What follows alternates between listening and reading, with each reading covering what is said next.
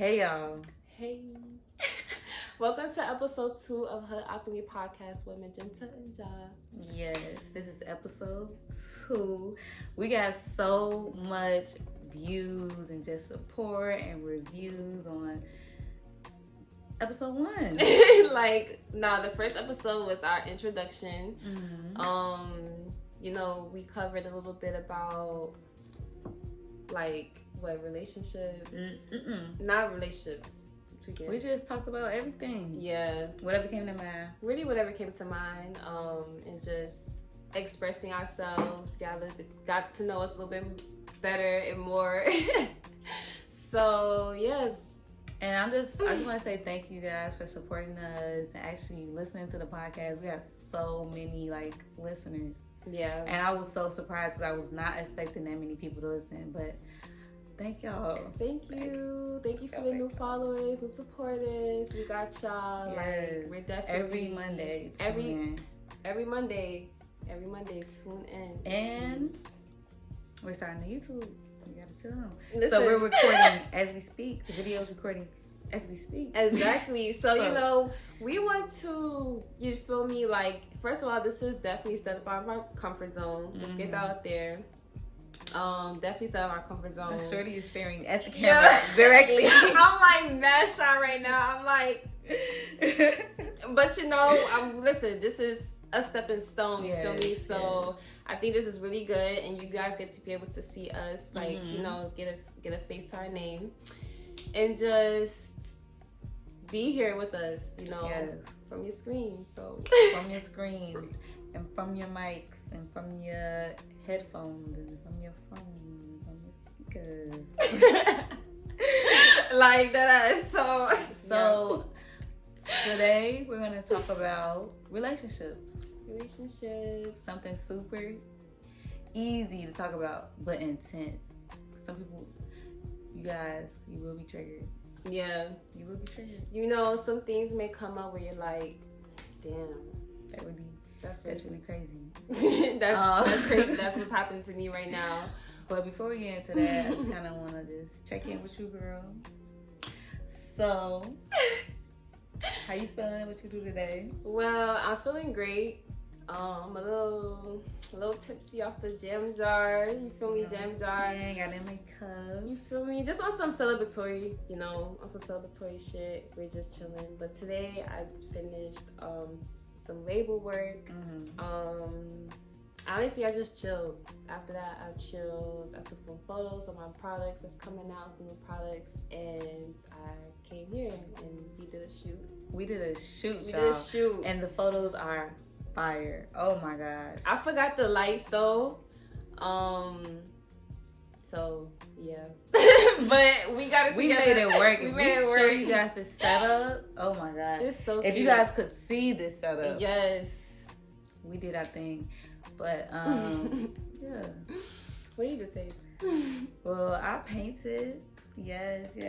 I painted a bag, and I still got a lot of more shit to paint. But yes, I painted. That's really it. I painted. Yeah.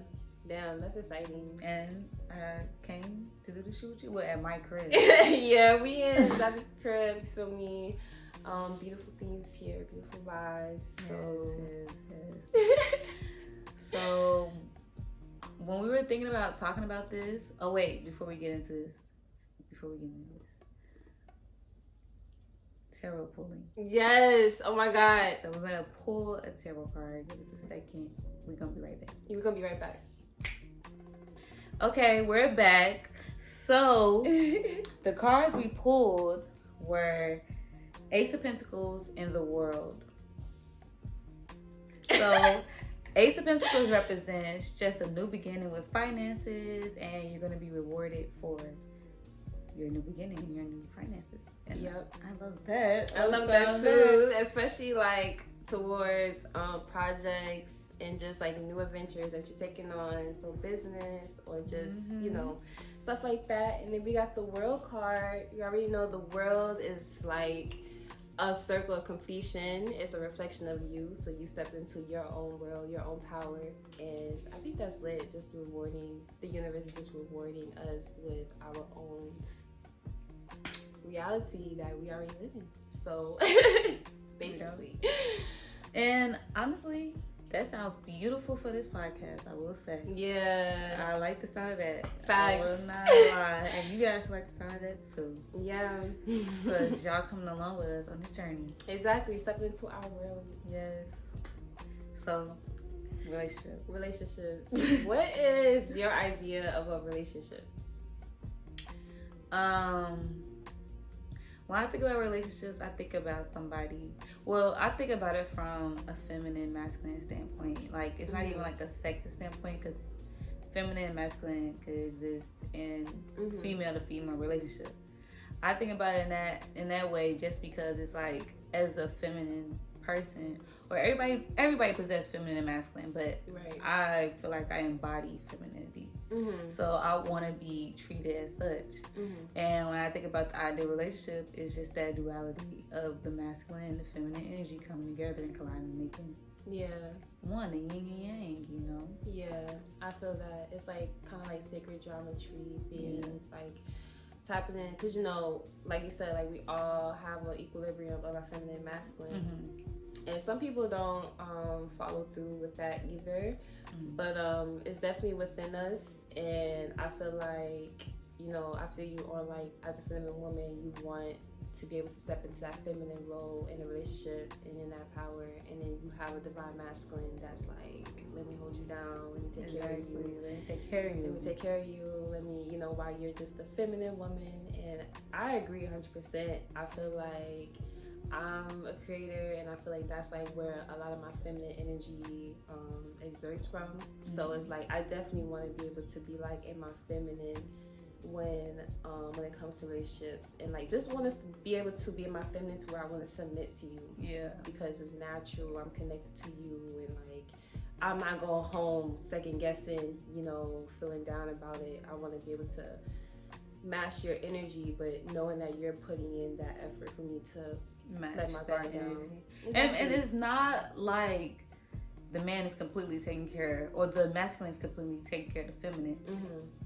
The feminine, he's allowing the feminine to be nurturing. So the man, as he's doing what the masculine, let me not saying the man, because it could be female. Exactly. But the masculine is doing their part by going out and get it. That's what a masculine person is. A person who goes and get what they want. Right. You know, and the feminine is just supposed to sit and let it attract. Right. You're allowing that woman to sit in her nurturing, you know, embodiment. And you're allowing that woman or man to take care of you, you know, to nurture you. When you come home to a well-cooked meal or a bath, you know. Right. You know, you come home and be also taken care of, because you're taking care of that feminine. So that feminine is going to give you that energy back in return by making sure you're taken care of in the way that we know how. Right, exactly. I agree. Some people will say that gender roles, I don't believe it's gender roles. It's just, that's literally the energy of what a masculine and feminine is. They take care of each other in completely different ways. Yeah. And you could be a feminine man and you sit at home and nurture the woman while the woman get the bread. It could go either way. Like whatever is comfortable to you, whatever is comfortable with your relationship. Either way, as long as you guys are contributing to healing, towards healing, loving each other, nurturing, all that good shit. It doesn't have to be the woman always nurturing the man. But yeah, I definitely agree when it comes to the masculine and feminine roles. I feel like a lot of like men should tap into their femininity by nurturing, and nurturing in the sense of like taking care of their woman. That's connected to masculinity. Like you're nurturing your partner. If your partner is feeling sick or your partner's feeling down, you're there for them emotionally, intuitively. Like those are feminine traits. So you're there, you know, for your partner, for your woman, for your man, you know, emotionally, and you take care of them, girl. Take care of them. Like, y'all hold each other down. That's basically what we're saying. You hold each other the fuck down. Yeah. If somebody is holding it down at home, somebody better get the money. It's that's obviously how it works. Hunter gatherer. Exactly. Somebody go out there and hunt, and somebody gather their shit. Yeah. And make sure the home is okay. That's literally all it is. It's just maintaining that old way of thinking of just someone has to hunt, somebody has to gather. Yep. Somebody stay their ass at home, make sure the shit is good at home, make sure the bills are paid on time. Mm-hmm. You know, and somebody make sure the money for the bills is coming in. Come on now. Come on now. And if you and men, if you don't want to play the role of being a hustler, get a woman who want to hustle. Right. Or have some, at the end of the day, like, y'all want to make sure y'all have some income of your own. But it's like, if you're in a relationship with somebody and, you know, your values may be different, then that's cool too. But as long as y'all hold each other the fuck down, like, regardless of anything, it's not all about money. It's not always about the home. Mm-hmm. Just remember, at the end of the day, whatever the dynamic of your relationship is, hold each other down. Yeah. Why be together if you're just gonna put that motherfucker out there to just drown? Exactly. Or why be with somebody if you just want to play them? Like, if that's your intentions, like, why be with somebody if you don't even really care for them in a serious way? And then, especially if you're leading this person on, like, don't leave somebody on if you're not into leave them. Somebody on. Come on now. Like, is it really, what did you gain? Like, it's like, you know, we could flirt, you know, let's flirt, let's have a good time, but like, you know, I'm not saying like, oh, if you flirt with somebody, you don't want to, like, you know, you don't want to restrict yourself. Yeah. Just to have a good time. You know, don't restrict yourself. Have a good time, but be honest. Be honest and be conscious of what you're doing. Exactly. And I just think, honestly, at the same time, we have to acknowledge that a lot of people do possess trauma. Yeah. Sadly, as much as we wish this was that's what we asked, that's what the question was, what's your ideal relationship? But in reality, we all possess. Yeah, we all have trauma. Yes. Can we act like we all, you know, have trauma, and because of that trauma, we do stupid shit. Right. Romantically. Yeah. Like, already single and romantically. You feel me? Like, wherever you are at with yourself, it definitely shows up a lot how you treat yourself first, and then when you step into a relationship, that definitely shows up in how you treat your relationship, because you have a certain love language that could be filled with trauma, and you know, you don't really know your love language because your mentality is warped. Like, your trauma literally warped the way you think and how you react, and you're triggered. Can we say it? Yeah. Janae Aiku said the best. Trigger.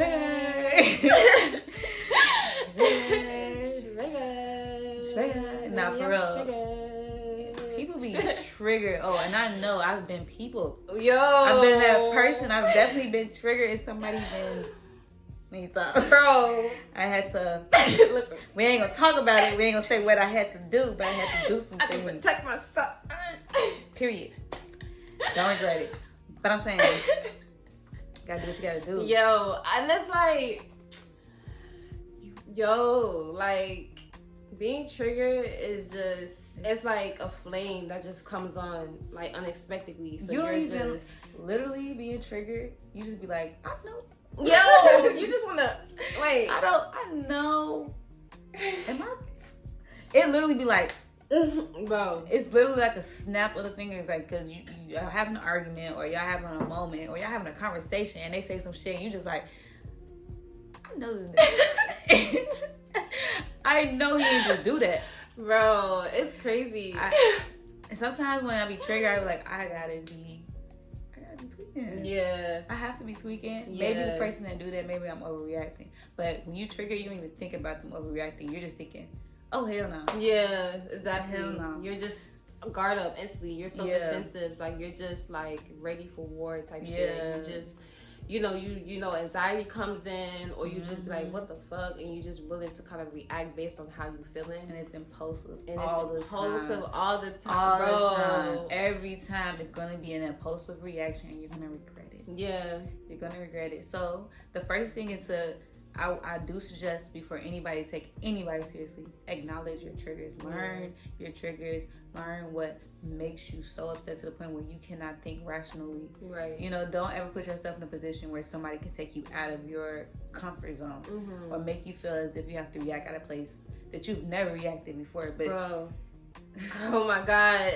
And that's when you really learning, because it's like you're tapping like into a trigger that you never felt a certain pain before. It could be a pain that's in your throat, in your stomach, like something that's just like, what the fuck? Like, I've never felt like this. I've never even thought about this happening to me. Exactly. Your triggers low-key expose what chakras are blocked. Yo, that ass. Because you just said your throat, you feel the and wherever you feel that pain at, that shit's blocked. That shit's blocked like shit. Like, that shit's blocked. If you feel a trigger to speak up because you don't know how to, like, you're just like, what the fuck? And then like, you know, you have like, you know, your insecurity triggers where somebody do something to you and you just feeling instantly subconscious, or you just feel ungrounded. Like, it's just so much that goes on in your body. Exactly. Like, and yeah. Triggers are, learn your triggers, please. And I know that sounds super like hard, but it's hard, I'm not gonna lie, but it just takes learning yourself basically. Once you start to learn yourself, you start to learn your trauma, you start to figure out,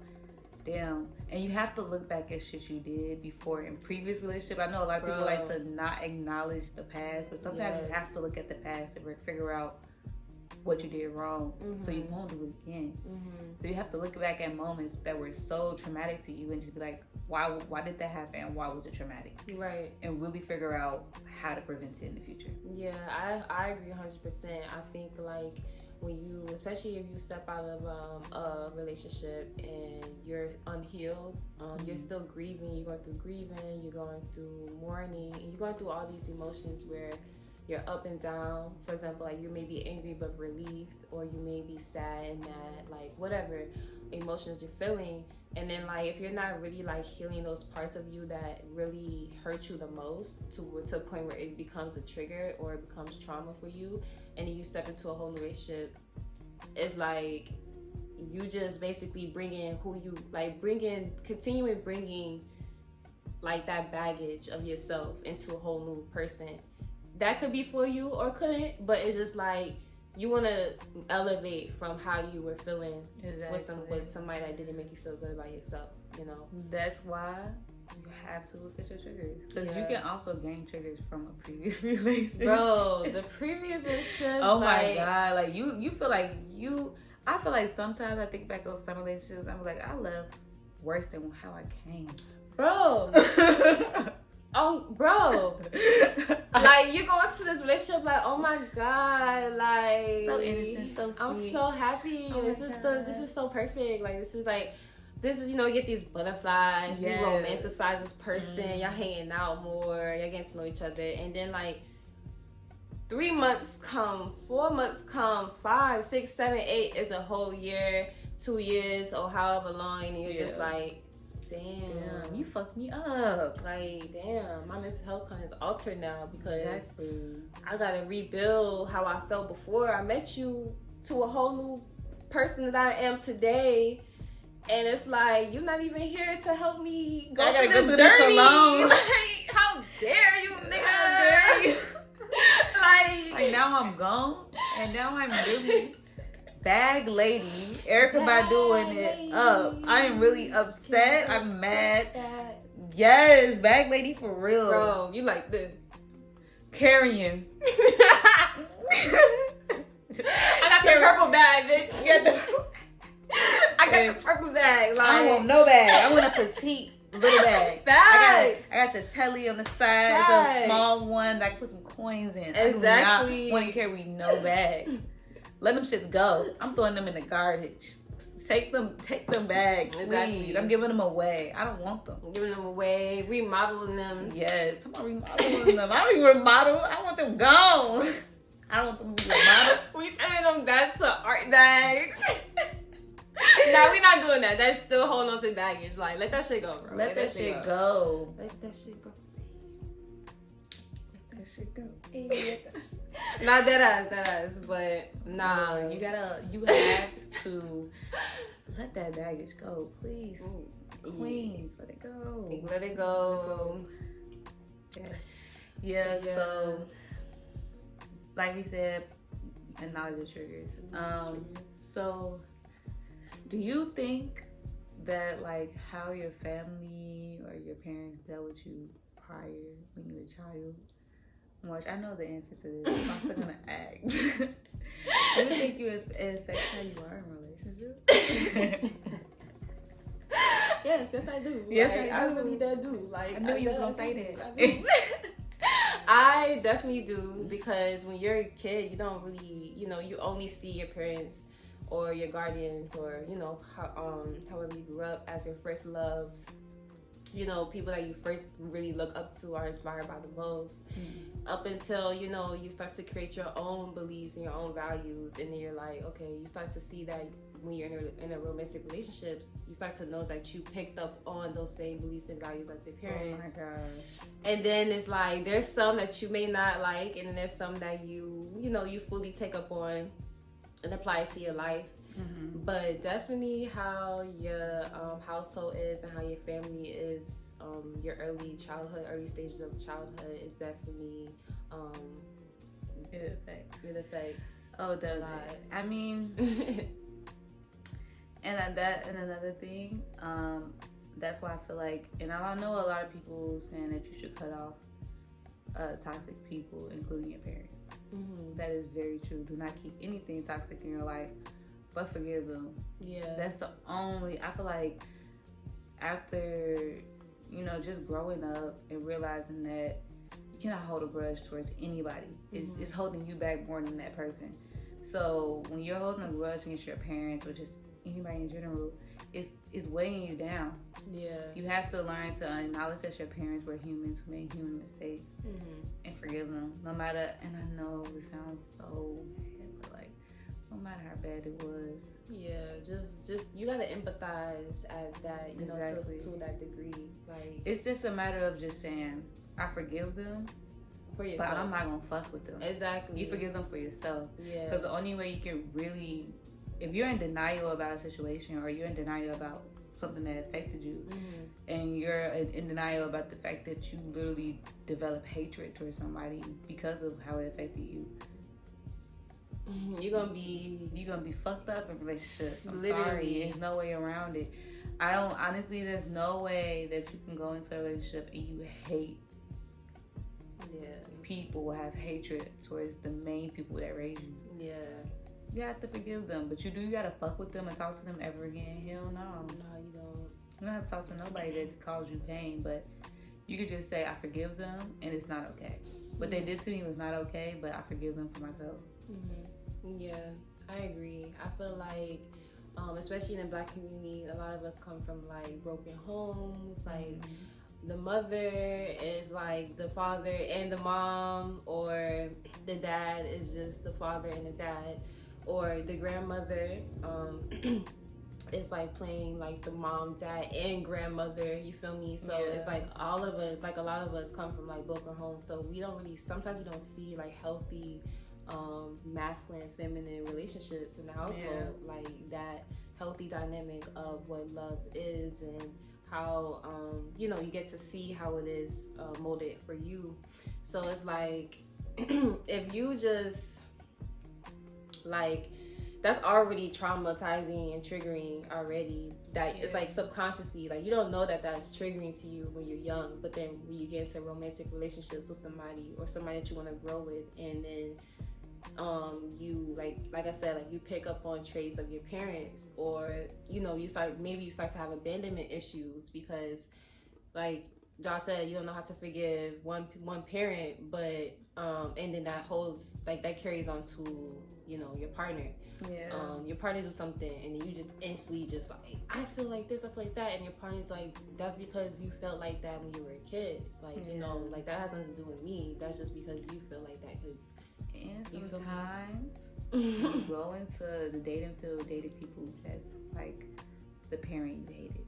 Yo, just so crazy, because it's like you're seeking for that love, or that type of like bond that you didn't have with that parent in somebody else, and all you know of that parent is their toxic traits. So you go out seeking people who are similar to them, and you're dating them, and you're like, damn, I low-key hate this person, and I don't know why. It's not like they did anything too crazy. They remind me of somebody. Like, bro, like, and then it's that for a fact, and then it's just like, You attract what you fear. Yes. You attract what you fear. So if you're not really connected with your parent, or you really cannot stand your parent, you hate them, and you fear being in love with somebody like them, you're gonna attract them. That's why you have to forgive them and acknowledge their faults, so you can learn what you really want instead of attracting what you really fear. You know. Yeah. Exactly. Like I feel like you know, like attracts like, and how you really though, like how you treat yourself is the energy that you're gonna get from someone else. So if you treat yourself like shit, right, and you meet somebody who seem well put together but they treat themselves like shit, it's just like you're gonna be settled in that. You feel me? And you may not even realize it because you are a reflection of this person. Like regardless of like what relationship you in, y'all could be independent, y'all could be your own person, have your own values, beliefs, goals, whatever, live in two different states. But if y'all in a relationship together romantically, like they're still a reflection of you, and they're still a reflection of how you operate as a person. It's just exactly because this is the person you chose to be romantically involved with, and choosing somebody romantically is a lot. So if you're choosing somebody that's a certain type of way, you have to look at yourself and be like, damn, why did I choose this? And women, I'm sorry I gotta say it, men too. If you're consistently allowing somebody to do the same pattern over and over again, then you're victimizing yourself and being like, why are they doing this to me?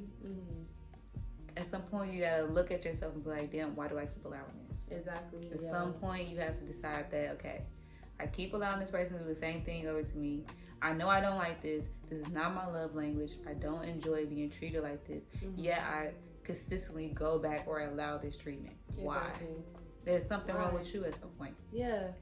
And yo, we get it. Like we definitely been playing victim a lot, and a lot of like in our romantic serious relationships, and like now we're realizing like, yo, like we just played victim because we didn't want to acknowledge what we did wrong in the relationship and what we allowed. And like that really don't get you nowhere logically when it comes to relationships, because you're going to go into your next relationship always having to play the victim. Exactly. And I understand that you can be manipulated. There's a lot of different, like it's, I know that there's situations where somebody can manipulate you and make you feel as if this is it, and they make you feel like you're the one, and you fully grasp onto that person. But that's why we have to, as humans, practice detachment. If you're too attached to a person to the point where you're not able to acknowledge when this person consistently doing you wrong and you don't like it, and you don't like how I feel, you are codependent. As much as we want to say, well, I was manipulated, no, you're codependent. Because even if you're manipulated, at some point you have to be able to, if you're a strong-minded person, of course you're going to acknowledge like, damn, I'm being manipulated. This person keep telling me he gonna stop.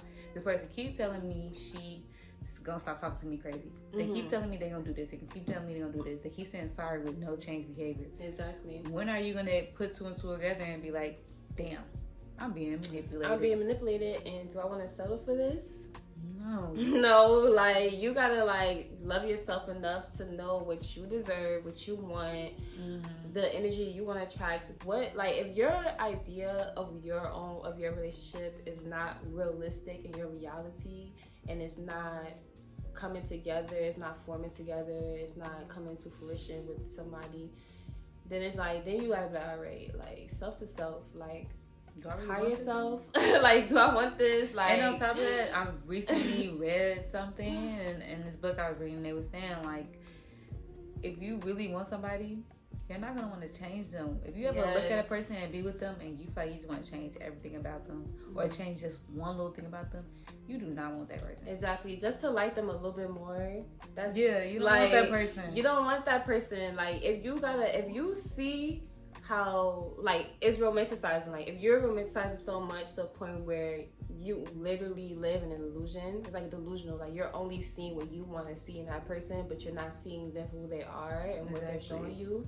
then you're just like, what the fuck, like you don't really like the person. And not only are you romanticizing, you're literally getting with a person that you don't want, you're trying to change them into what you want, and you're not allowing them just to be themselves. Like, if you can't be with somebody and let them be themselves, why be with them? Why be with them? Do you really want to be with them? Exactly. Like, nobody, like, if you're in a relationship to a point where you gotta, like, question the person's role in your life, or question little things that they do that you may not like, and you feel very, like, it's like it leaves a bad taste in your mouth to a point where you're just like, damn, I'm not that attracted to this person, but I'm trying to change them to be so it could be attractive in how I want.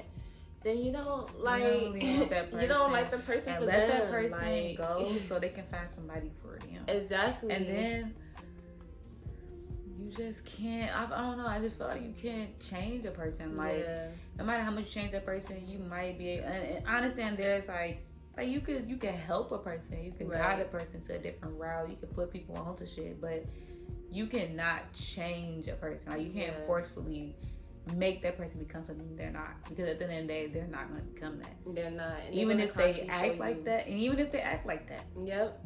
Even if they them. Like make it seem like make it seem like they're gonna be that, or manipulate you into thinking like, nah, I'm really gonna change, like I'm gonna do better, I'm gonna like be, or not even do better, but be the person that you want them to be. And they're so like, and they're literally in their lifetime right now in this moment, they don't want to be that. They don't want to be that. They don't want to be and that. maybe it's just they don't want to be that for you, sis. And that's okay. I've been there, sis. Facts. Like I've been that girl where the nigga's telling me what it is and what it ain't, but I'm like, no, my ego is saying, you want me. Exactly. You like, want me as I come. Yeah. And I'm not gonna change what you want me. Yeah. But they don't. They told you that already. They told you that. Yeah, so you gotta listen. That's another thing. Listen. Use your ears more than your mouth, especially in dating. When you're dating somebody, talk less, listen more, please. Yeah. I think women, we go into relationships and we go into dating and we just be talking, telling all our business. Let that man talk. Yeah. Let him tell himself, because he's gonna reveal exactly who you are, who he is through relationships. So let him talk. Yeah. Let him talk freely, and don't try to like make the conversation about you. And that's for men too, because men, they'll get with you. And if you listen to them for like a good hour, they're gonna be in love with you. Yo, it's so easy to make a man fall in love. Oh my god! Just let him talk for an hour. Oh my god, he gonna think you're the best woman in the world, and don't say no word. He gonna be like, damn, she the one. She the one. Like, listen to you, get me. I didn't say not word. I didn't say a word. Okay. Wait, it's the hour. Like, nigga, I don't know if I want to hear you talk for an hour, bro. Look, I'm telling you, like, that's.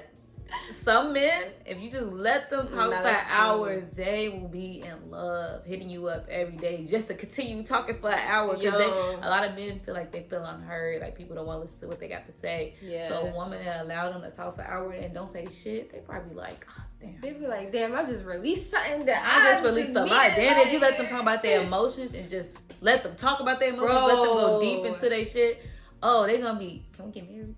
Whole time you like, I don't even know what that man was talking about. Right. Hey, yeah. Nah. Your mom did that for real? Damn. I feel you though. I feel you, yeah. I feel you though. Oh, damn. Really? Your mama did that for real? He like, yeah, my mama fucked me up. For real? She really did? Yo. Just let them talk. Just let them talk and they gonna be in love. But men, shut the fuck up. Listen more than you talk. And men and women. Women, men, humans. Just try to have equal conversation where both people are having an equal amount of input. If you're having a conversation and you're talking more clearly, that person is not really contributing to anything to you. And I guess sometimes there's an extrovert-introvert relationship, but regardless if you're an introvert, introverts are just introverted when they're around a crowd of people. But then when they found somebody they connect with, I'm guaranteeing they can talk to the person. Hell yeah. And I think that's like communication in a relationship is very important. Like, you don't want to be in a relationship where that like your partner is just like there listening all the time. You want to be able to exchange energy, get to know that person too, see how that person is feeling, get to know them as a person. Like, you don't want to just definitely it may be times where, one person it has a lot more to say than the other, or the one, maybe there's people who really, really shy. They don't know how to really talk, but they love to hear you speak and they like you or whatever. But at the end of the day, as long as you're like contributing like energy in a conversation, and you're just like being like, just open, cancel each other and like actually have a conversation. We're coming to an end of this episode 2 of the podcast. We did 2 episodes. I'm so proud of us. I'm so proud. Yes. We got this. We did this.